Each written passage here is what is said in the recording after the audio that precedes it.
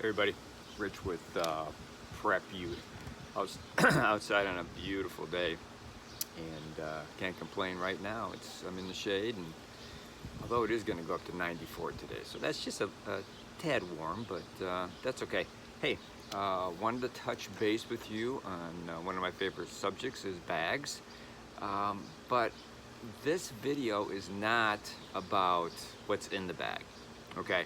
Although I'll go over everything that I have in my bags and the redundancy that I believe in. And you've seen my videos before about bags and preparing for, with food and stuff like that. I believe in redundancy. As far as stockpiling, 3D. You guys know about that. There's videos about stockpiling on the channel, and there's some in the playlist about stockpiling food and having enough for shelter in place, which you're going to do most of the time. And if you got to bug out for whatever reason, a lot of it depends on what part of the country you live in too. You have a tendency to bug out more than other places. But anyhow, this video is not about the contents. This video is about the bag you choose. There are lots of bags out there. I'm going to show you my bags, okay? And you're probably going to say, Rich, why 2 bags? Well, redundancy, number one. And the other reason is I can kind of split some of my stuff up. I have a bag here. This is my everyday carry. All right, this goes with me wherever I go. I don't care if I go to the grocery store to pick up eggs and bacon for Sunday morning, or if I'm going to work, or if I'm going to Lowe's or Menards to pick up stuff. This is my get home bag. Totally different. Why? Why totally different? Well, reason being is it's 2 events, okay? To me, this is just me. You're gonna be different, all right? This is, I'm not saying that this is the way you have to be. This is just to get your mind onto thinking about how some other people think. I mean, obviously, there are tons of everyday carry videos, get home bags, bug out bag videos on YouTube. The government tells you what you should have with you all the time. Different, Facebook places and websites and stuff like that tell you what you need to carry. What you need to carry is what you say you need to carry, not what somebody else says, not what I say, not what somebody else. I think the best thing to do is look at a lot of these videos, and you'll see that 90% of the stuff in these bags are the same. And when you start seeing repetitive items, that's the stuff you should really consider having in your bag. And then you have to add the things that are important to you. Do you wear reading glasses? Do you wear prescription glasses? Do you have contacts? Those are little things that you're going to want to have, especially in your get home bag, because you don't know, what type of environment you're going through. Keep your glasses clean, keep your contacts clean. But there's stuff like that. Medication. Is there medication that you have to have once a day, twice a day, 3 times a day, 4 times a day? Well, if you don't have that, and making it home even with your everyday carry or your bug out bag, how long is it going to take you to get home? And is that medication very important to have? You're going to have to answer those questions. But in this bag, and this bag is by VanQuest. I have several VanQuest bags. As you can see, it's not that big. There's a lot of outside pouches, a lot of stuff that you can hang stuff off of. I don't hang a lot of stuff. I don't want to get caught on stuff. Being a fireman, we never had anything hanging from our backpacks, or our air packs. We never had anything hanging off of us because it get caught in stuff when we're inside a building. I don't like a lot of stuff hanging up. Plus, it makes a lot of noise. Okay. But in this bag, and it's amazing, I'm going to read you the list of everything that's in this bag because it's pretty crazy. It's a little heavy, and I think the water makes it the heaviest, but just in that bag. Now, this is my everyday carry. You're going to go, by the time I get halfway through this list, you're going to go, Rich, for God's sakes, why so much stuff? Because I can. Because this is a great bag from VanQuest. It really is. It's awesome. All right, so let's just talk about what's in this bag. And this is the list that I keep in the bag, 2 pages. So this is what I've got in there. 45 automatic, 2 extra magazines, and a bag of an extra 50 rounds. Half and half. It's not all personal defense. Some of it is just range stuff just to have. Pepper spray, reading glasses, because I need reading glasses, as you can tell. A knife. Then there's a water bottle, flashlight, 4 extra batteries, lighters, matches, fire starter, several different kinds of fire starters, multi-purpose tool, duct tape on a pen, just taking a regular pen and wrap 10, 15 feet of duct tape around the pen, burn that and going the film on. A compass, a thermometer, it's just kind of in my compass, it's a dual kind of thing. Contents list, local map, just in the area, you know, because, you know, everyday carry just for the main area where you're going to be. There's a toothbrush and paste, you know, just because I can. And, you know, sometimes I use this just at work. There's some stuff in there that I want. I grab it out of there because I need it. And toothpaste and toothbrush is important. Emergency blanket, energy bars. There's also an eating tool in there. It's kind of like a spork, but it came from REI, so it's a lot better than just that. Quick clot. I have a suture kit in there. I have gun oil wipe. I also have a winter cap in there, and I always keep the winter cap in there at all times, because sometimes even in the summer, if you live in Michigan, you know what I'm talking about, it gets cold at night, even here in Chicago. There's a first aid kit in here, which I'll go over that. Binoculars, Israeli bandages, paramedic scissors, tourniquet, life straw. I have a canister of Pepto-Bismol in here, and then I have a canister of pain medication. That's aspirin, Advil, Aleve, and Tylenol. 2 pairs of socks. If you don't have clean and dry socks, you're not going anywhere. Handkerchiefs. I also have masks. Gee, everybody's got masks nowadays. You know, the Gator or just, you know, N95s. Just because you don't know the environment that you're going to be going back through or trying to get out of. Okay? You just don't know. Work gloves. Always have gloves. You got to protect your hands. If you're actually, you know, trying to make it home or just in your everyday carry, you may need work gloves to work on something. Flat tire in your car. It's nice to have a pair of gloves. There's a paracord bracelet, another knife, second knife, redundancy. In the first aid kit are gloves, hand sanitizer, mask, like I said, Band-Aids of various sizes, cold pack, Neosporin, moleskin, 4x4s and cling, and safety pins. That's everything that's in this bag. That's everything that's in this bag. Like I said, it's a little heavy, but most of it is the water. Oh, and there's 2 packs of emergency water. You've seen it in the foil pack, emergency waters. Yeah, that's kind of nice. Remember, stay away from the plastic bottles, especially if it's going to be hot. Okay, so you say, Rich, great. That's your everyday carry. Dear God, that's your everyday carry? Yeah, and again, like I said a little bit earlier, I said, because I can. Why would I want a pouch or a zipper area or whatever not to have something in it? I put everything in it. So then you go, well, Rich, what about your get-home bag? Your get-home bag is totally different. It still has some of the items in here. It's got another knife. It's got a multi-tool.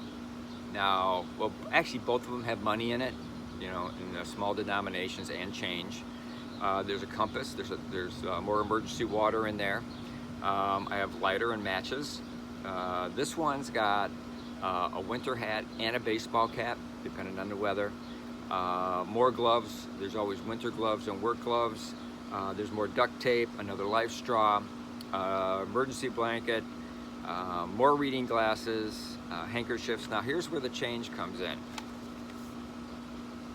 I have 2 kinds of shoes. I have hiking shoes and a sturdy pair of gym shoes in there, plus more socks.